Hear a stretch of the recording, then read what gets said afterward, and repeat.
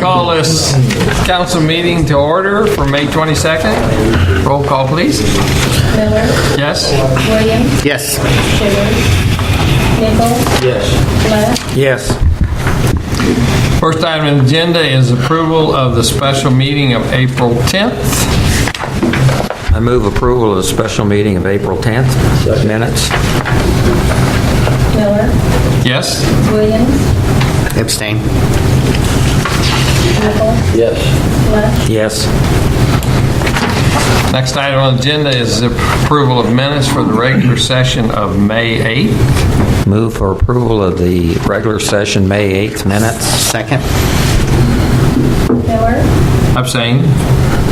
Williams. Yes. Nichols. Yes. Left. Yes. First item of business, staff report, accepting of bids for the repair of a sanitary sewer line from Plan B Development on-call maintenance contractor, Mr. Slagle. Yes, thank you, Your Honor.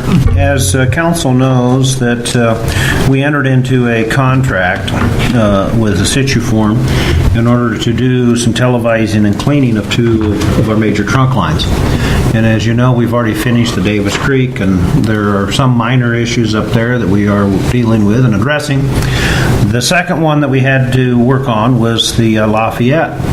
And we have found some more major issues to deal with here.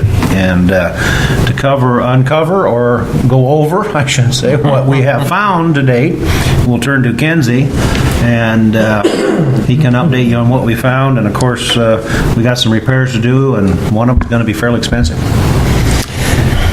Yes, and unfortunately, the map here shows a portion of the Lafayette trunk. We actually began down by the Williams Center, by Breckenridge and Green Boulevard, TV'd up under the railroad tracks, and then down parallel to the tracks. The contract goes all the way up to Liberty Street. They haven't quite gotten there yet. In the process, though, we have two major breaks in the line, and potentially a third that they ran into today. Actually got their equipment hung up for a while, had to cut their hose, pull it out, and regroup. That was right in here where they were today. This blue dot represents a place where the pipe has collapsed. It's about 15 feet deep. To get into it to make the repairs, this is a 21-inch diameter line. The other repair is back here in Martin Luther King Park, and it's going to be the challenging one because it's about 30 feet deep. And here the pipe has begun to collapse as well. I do have some pictures, if I can get the arrow to cooperate. It's a little difficult to see. This is a picture of their monitor. This is where the blue dot was, and where the top of the pipe is completely missing. And something that looks to us like plastic or garbage bags or something has actually fallen into the remainder part of the pipe. We're not sure what all of this is, if it's trash or if it was some sort of a plastic cover that was put on the pipe at some point. We just don't quite know what it is. There is flow going through this area, but it's obviously impaired. That's inside the pipe? That's inside the pipe. You're looking inside the pipe. The other picture is, this is the inside the pipe again. You can see the flow of the effluent, and you can see where this piece of the pipe is broken and pushed in. At this location, this is where it's 30 feet deep. We believe that it's just one or two pieces of pipe that are in bad shape here, so it'll be a point repair. The pipe segments are about 5 feet long, so it'll be about a 10-foot long stretch that we would be repairing. Plan B is our on-call contractor. They have been doing sewer repairs, point repairs for us.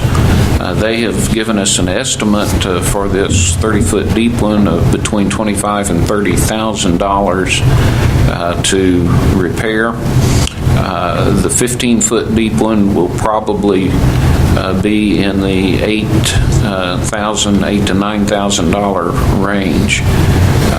The other place where they got hung up today, we're still assessing. Don't know if that is because there was a piece of clay tile from one of these just laying there in the pipe that caused them to get hung up, or if there's another place that we'll have to dig up and repair.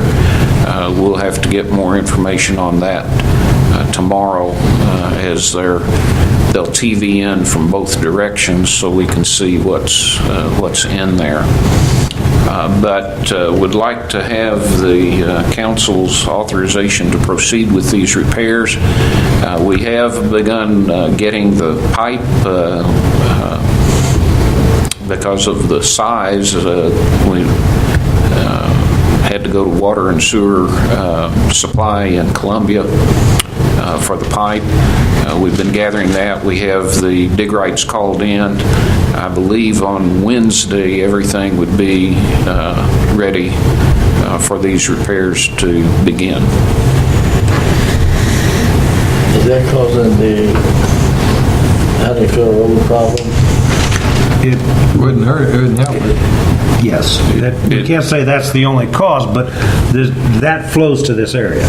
Because they had said years ago, I thought, that when they hit the tracks, or where they thought it went from one size pipe to a smaller size pipe, then back to a bigger pipe again.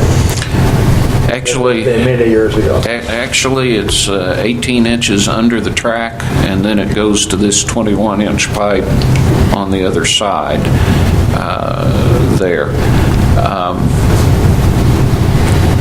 These two places obviously restrict the flow that can go through there.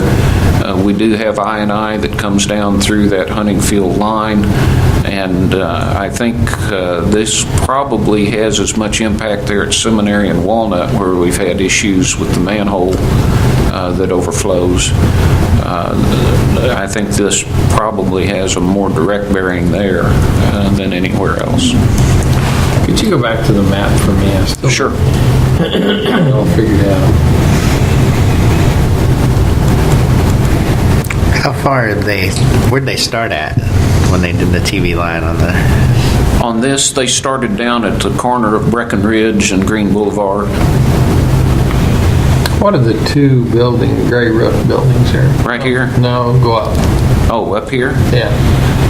This, I believe, is one of the public housing units, I believe. Okay. Their workshop. Yep. Yeah. That's where Candy Cane Lane is. Yeah, this Okay. is Lafayette Street and comes around Okay. I got you. and up to Holt Street. It's a white top building up there. Is that Miller? That would be Miller Miller Tire. Tire. Yes. Okay. Well, I'm sorry, I didn't point out landmarks there for you. I'm familiar with what we're doing, and it's easy to get going okay, with that's that. because I haven't got all this figured out. What's the buildings that are almost chopped off up there on Lafayette Street? Is that housing? Right there. These are individual residences. Okay, that's Candy Cane Lane right Yeah, there. yeah, that's Candy Cane And Lane. that's, Okay. that's finished grinding down below. Pardon? That's finished grinding. It's Arch Enterprises. Arch Enterprises is in this. It's part of the old AP Green. That's finished grinding. Okay. So what is... You're older than I am, Steve. What is the red versus the green? The green, I see the lines on there. The Excuse me. This comes off of our geographic information system where we've been mapping the sewer lines. The green lines are the pipelines, the sanitary sewer pipelines. The yellowish green dots are manholes that were located and inspected. The red dot was a manhole we knew was there, but it was buried, and so it did not get inspected at the time that the mapping was done. With this cleaning and TV work, we have since uncovered that, and that will convert to a yellow-green once we get the information for it and get it put in. So we have been locating these red dots, those manholes, with this process as well. That's another advantage of what we're doing. I meant the red lines. The red lines are property lines Oh, property. from the county assessor. And how far are they going? What's there? They'll go up to Liberty Street. You see a portion of the street here. This is where the Salt River curves and goes under Liberty.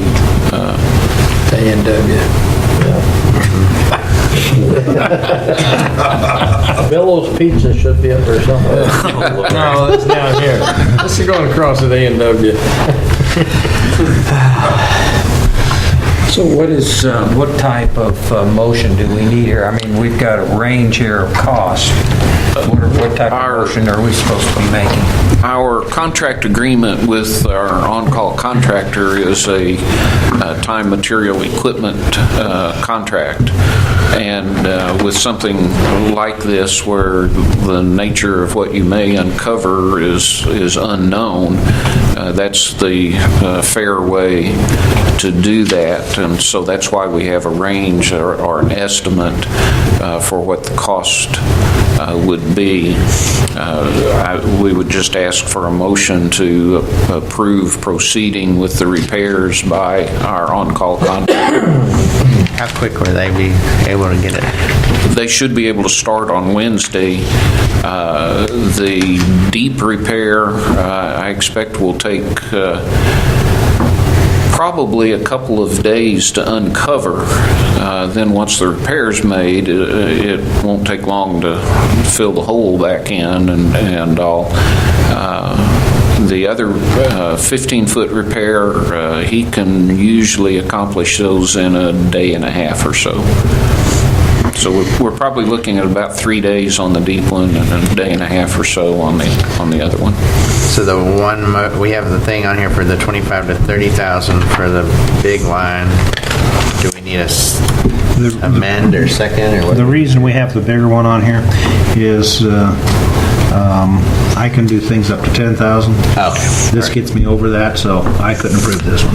And this is a significant enough issue that we felt the council needed to know about it as well. And the timing of such, we wrote the council letter last Wednesday. We discovered the second one, I think, on Friday, and potentially another one today. So the timing is another reason why it's... These costs could also exceed the line item that we have to do repairs. So if that happens, we will still budget it to that line item, but we will fund it out of project reserves. I move that we accept the cost of repair for this repair of the sewer system as described by Plan B development for an estimated cost of $25,000 to $30,000. second. Miller, Yes. Williams, Yes. Nichols, Yes. Lutz, Yes. Okay, the next item is approval of the claims. I make a motion we approve the claims? Second. Miller, Yes. Williams, Yes. Nichols, Yes. Lutz, Yes. Okay, at this time, we'll have comments from the council first. And Mr. Lesh, since you... We got the councilman newsletter at our mailbox today, and I thought it looked really good, so thanks to all who participated in putting that together and getting that information out. And I know a lot of it has to do with the park system and all their programs, so that's great to get that out in the community so people can utilize that amenity in our community. That's all I have. I'd also like to say that it's a good-looking newsletter, so good job on that. I have a couple of things. So, one, have you heard any more, Kinsey, about the other trunk line? I can't remember the name of it over Davis Creek. The Davis Creek. Yes. They completed the cleaning and the video on that, and I've reviewed those videos. There is a segment that will be putting into our lining project. We're kind of waiting on this to get done so that if one of these segments needs to be added in, we can do that before we get the bid for that work. Okay. And this may sound weird, but when you talked about this trunk line, it jogged my memory. The honey bun comment on the bridge, the rail bridge, the graffiti up there, it's been there for like ever. Is that us? Is that the railroad? Is that... I mean, I love honey buns too, but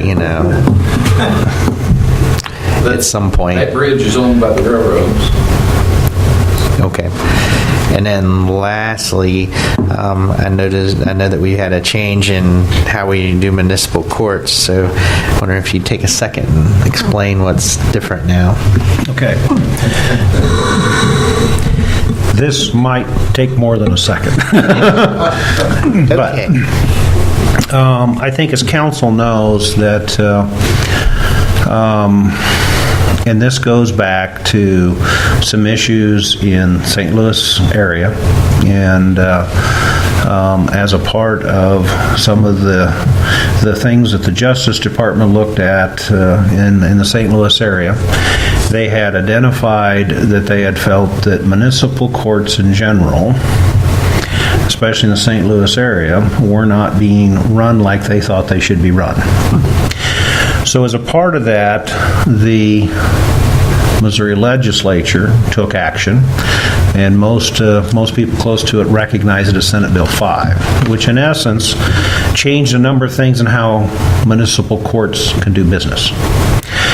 One side of it was kind of financial, and it was how we had to do some accounting for things, and that went into effect fairly quickly in regards to the revenues and how you showed those, accounted for those, and how much money could be generated and those things, and we've dealt with all of those things through our audits and so on.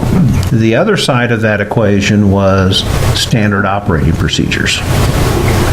And then as a part of that, the Missouri Supreme Court, which runs the court sides of it, dealt with the standardization of those operating procedures. They issued their rulings on how everything should work, and that would have been about last October of 16. Now, some of the major things that they identified in there was that the court clerks that worked into the court system in no way could be associated with the police department, public safety in any way, and you had to have limited contact in how fines were collected and accounted for versus how they were implemented or administered. So we had to look at how that could all be changed.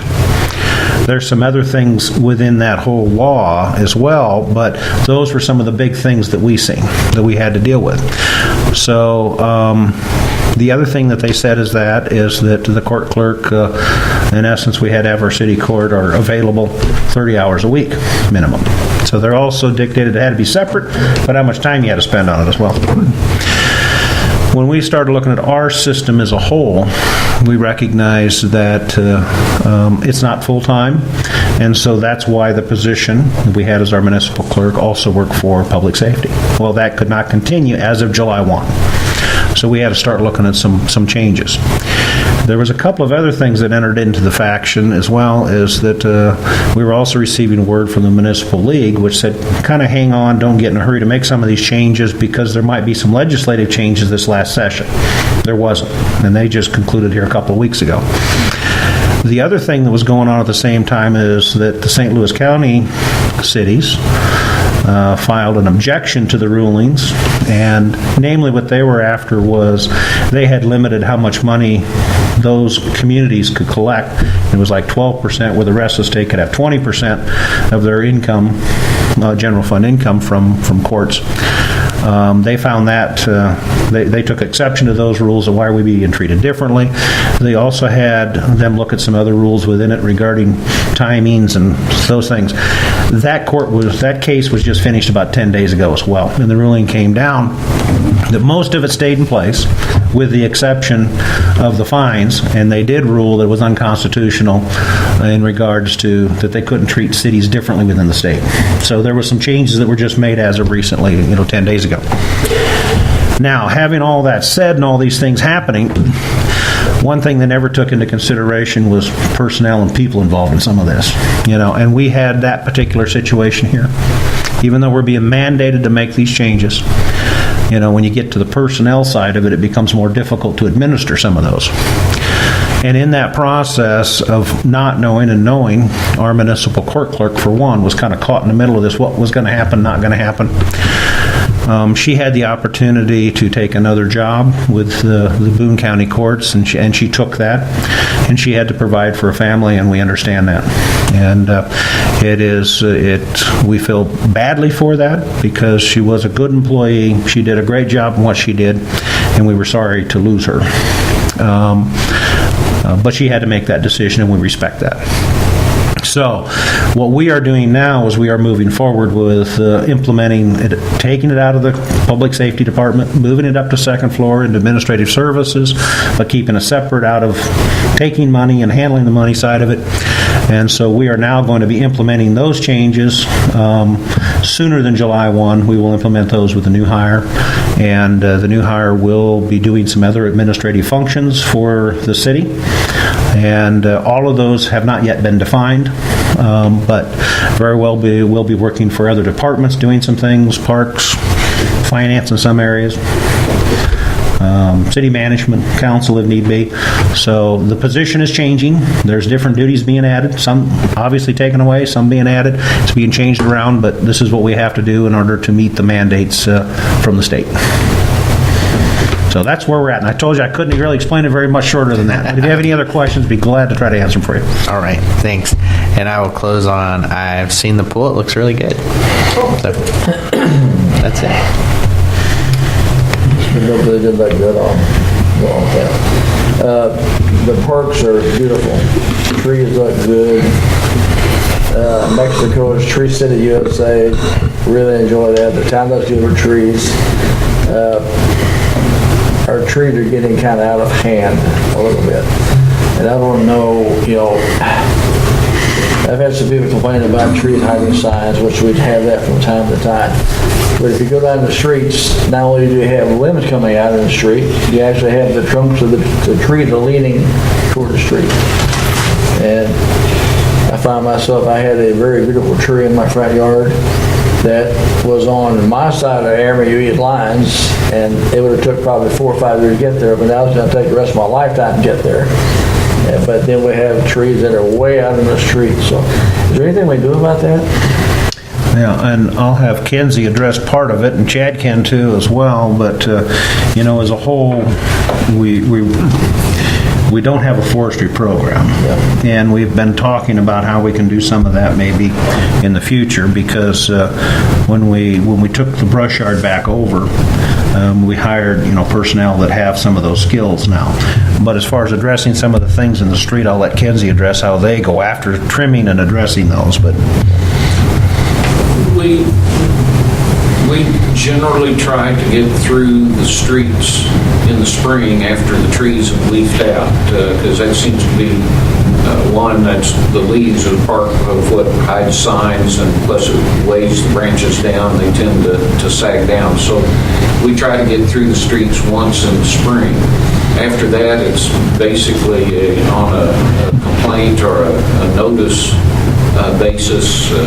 If I'm driving through town and I see a limb in front of a stop sign or whatever, we get a service request made to get that taken care of. That's really outside of a dead limb or something that looks to be a hazard to fall in the street. That's about the limit of what we try to do or are able to do with the street department personnel and the other duties that we have.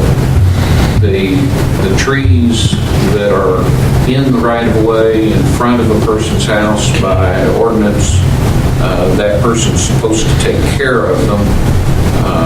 So we do notify property owners to trim things back or to remove a tree, particularly if it's dead or a diseased tree. We do try to get those taken care of.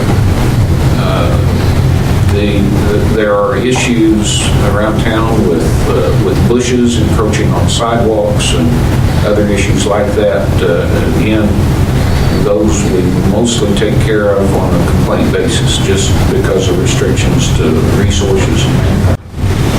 I know I've dealt with putting fences up, and there's height requirements, so many feet back from the street, and side street, stuff like that. But then we got bushes that are taller than the fences are, that nothing done with. Do we have an ordinance about how many trees you can have in front of your house? No. There's an ordinance that says you can only put 2 in the right of way, but as far as your front yard's concerned, that's Two in the right of way. subdivision covenants might address it, or if somebody wants to plant a forest and they're on their property. And that would be between the street and the sidewalk, is it right of way? In many places, yeah. Okay. So you're allowed 2. By ordinance, they are allowed to. If anybody calls and asks, we try to discourage it because it creates maintenance with roots heaving up curbs, sidewalks getting heaved up, the branches that extend into the street. It's just not good to have them there. So we've got several. 2 lots. Yeah, that's 2 per lot. Yeah. So if you have 2 or 3 lots, you can have 6. Yeah, we've got several places in town that people are taking advantage of that, moreover. And years back, but for an example, right across from Pizza Hut, when you're coming on Love, hit Wade, look back toward West Lakes, you had a solid line of trees there. When you go down with Hendricks and hit Jefferson Street, look back toward the south, and finally one tree was out of there, now they're planting another tree there. And for some reason, the only place you ever see us is on intersections. People in the middle of the block don't do that, but people in the intersections do that for some reason. I don't know why. It's just, people have a house, they'll be able to plant when they want, basically. The ordinance is there for a reason. I just wish there's some way to get the ordinance what they are to the people so they would realize that. Can I insert something there, Bruce? Part of the problem is that when people go out to Walmart or Orscheln and buy a tree or Westlakes, they don't have any idea how big it's going to be or what shape it's going to be. And so in the forestry world, there's a concept called the right tree, the right place. There's a lot of education that goes on in municipal areas where they have an urban forestry program because you can offset a lot of this stuff at the beginning. By simply putting the right things in the right places. If you put a bur oak in between the sidewalk and the street, that bur oak's going to be 6 feet across one day. It's going to be 2 feet under the sidewalk and 2 feet into the street. Well, no, That makes sense. years ago, I think it was the city actually gave a redbud tree when you bought a house, and a redbud tree between the street and the sidewalk. When they get big, they encompass the sidewalk and the Umbrella street. shaped. Yes. It goes right out into the street. You can't Yes. see. Right. So, that's part of our problem is that we've got a lot of things that, quite frankly, are just not in the right location. Yes. Anyway, I just saw by Rod that maybe they would have in the paper or something like that, but that's, oh well. Maybe in the fall newsletter, we can have an article about trees. That would be, Okay. And then when you go down Lakeview, and I had somebody riding with me, and they said, that guy really groomed his tree well because they're perfectly square. That's an 18-wheeler going by and knocking it out. Okay, that's all I've got. Well, to follow up on that, Kinsey and Chad, out the end of Jefferson where we make the big curve to go straight east, there's a tree there that since it leaked out, it's hit, if there's two cars there, it's going to hit your car, your truck every time. It may be on Bond's property and it may be on old Dr. Jolly's property, but just right where you make the curve. Yeah. By the bridge.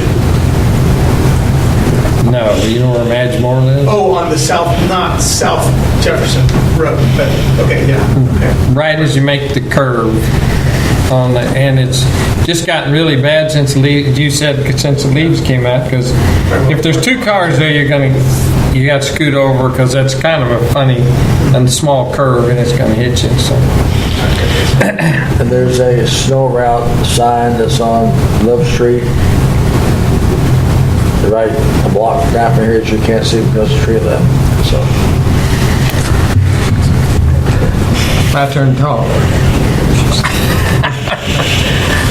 Only thing I have to say is that the book that came in the mail today was great. I haven't got it read yet. I looked at the guy that caught the fish with his two kids. I was a little bit jealous, but I haven't gotten to read where he caught that fish yet. Kids fishing derby. Do what? Yeah, the kids fishing derby at the airport pond. It gets fished once a year And he caught that? for the kids fishing derby. Well, I'm going to be a kid then. there was an 87-pound fish washed up on the bank at Lakeview back in 1969 or 70, somewhere around there. They came out of that front page of Ledger. Yeah. Flathead or something like that. Okay, the next item is public comments. And Bruce? Bruce, oh, excuse me. I don't think I have anything else this time. Oh, gosh, didn't mean to leave you out. Now we'll take public comments. Looks pretty thin, so I'll move we adjourn. Second. Miller, Yes. Williams, Yes. Bud, Yes. Nichols, Yes. I'm so sorry I missed you. He got to talking so much I couldn't remember what was going on. Gotta blame it on somebody. Gotta blame it on somebody.